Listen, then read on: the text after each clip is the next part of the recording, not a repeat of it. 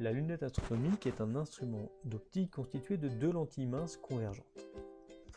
L'objectif, qui est situé du côté de l'objet, et l'oculaire, qui est situé du côté de l'œil. C'est un instrument qui est utilisé pour observer des astres, donc des objets lointains. En physique, des objets lointains sont des objets dits à l'infini. On l'utilise pour une vision à l'œil nu, et l'œil voit bien sans accommoder les objets à l'infini. Il faut donc que l'image donnée par la lunette soit rejetée également à l'infini.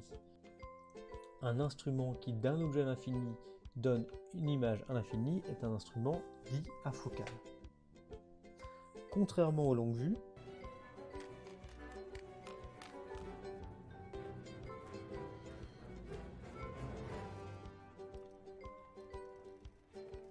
la lunette donne des images inversées, ce qui n'est pas gênant lorsqu'on observe des astres dans l'espace pour lequel il n'y a ni haut ni bas.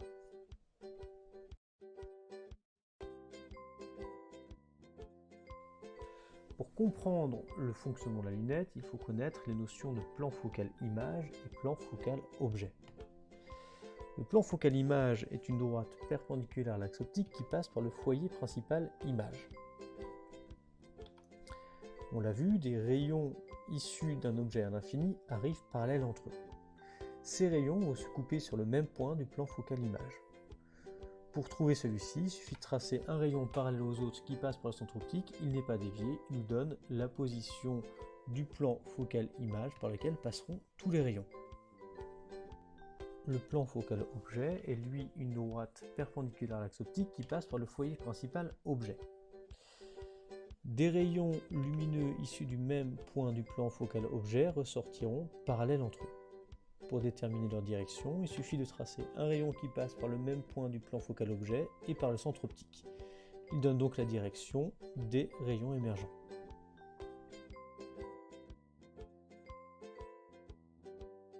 On l'a dit, un objet à l'infini émet des rayons qui sont parallèles entre eux. Pour déterminer la position de l'image intermédiaire donnée par l'objectif, il suffit de tracer un rayon qui est parallèle aux autres et qui passe par le centre optique et regarder son intersection avec le plan focal image de l'objectif. On trouve ainsi l'image intermédiaire A1B1 donnée de l'objet par l'objectif. On peut tracer le prolongement des rayons lumineux. La lentille étant focale, elle doit donner de cette image A1B1 une image définitive rejetée à l'infini. Pour ce faire, il faut absolument que l'image A1B1 se forme dans le plan focal objet de l'oculaire. Et donc que le foyer principal image de l'objectif soit confondu avec le foyer principal objet de l'oculaire. Ensuite, pour tracer l'image définitive donnée par la lentille, c'est-à-dire l'image donnée par l'oculaire de A1B1, il suffit de tracer un rayon lumineux qui passe par B1 et par le centre optique de l'oculaire. Ce rayon n'étant pas dévié, il nous donne la direction des rayons émergents. On remarque donc que l'image B' est bien rejetée à l'infini.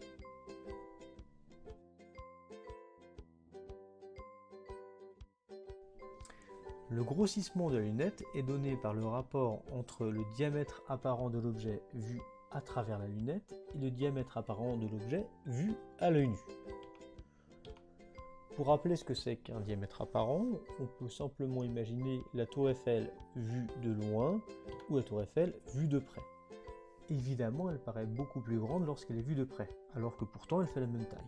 C'est simplement parce que l'angle sous lequel on la voit est plus grand. Le diamètre apparent est simplement l'angle sous lequel on voit un objet.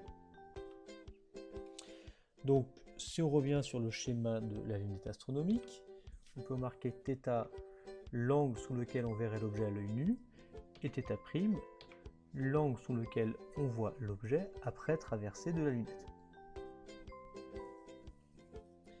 Pour faire le lien entre θ' et θ, on peut utiliser la trigonométrie et remarquer deux triangles rectangles particuliers.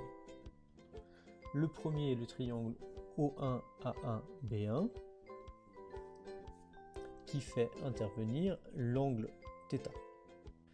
En utilisant la trigonométrie, on remarque que tangente θ qui est égale au côté opposé sur le côté adjacent, soit A1B1 sur O1F1 ou A1B1 sur F'1, la distance focale de l'objectif. Les angles étant petits, on a tangente θ qui est en haut égale à θ, soit θ qui est égal à 1B1 sur F'. De la même manière, on peut observer le triangle O2A1 B1. Tangente θ' toujours égale au côté opposé sur le côté adjacent, soit ici A1 B1 sur F2O2 ou alors A1 B1 sur F'2, la distance focale de l'oculaire. De la même manière, les angles étant petits, on obtient θ' égale A1 B1 sur F'2. Le grossissement est donc égal à θ' sur θ, soit A1 B1 sur F'2 divisé par A1 B1 sur F'1. En réorganisant les choses et en simplifiant par A1 B1, on obtient que le grossissement de la lunette est égal à la distance focale de l'objectif divisé par la distance focale de l'oculaire.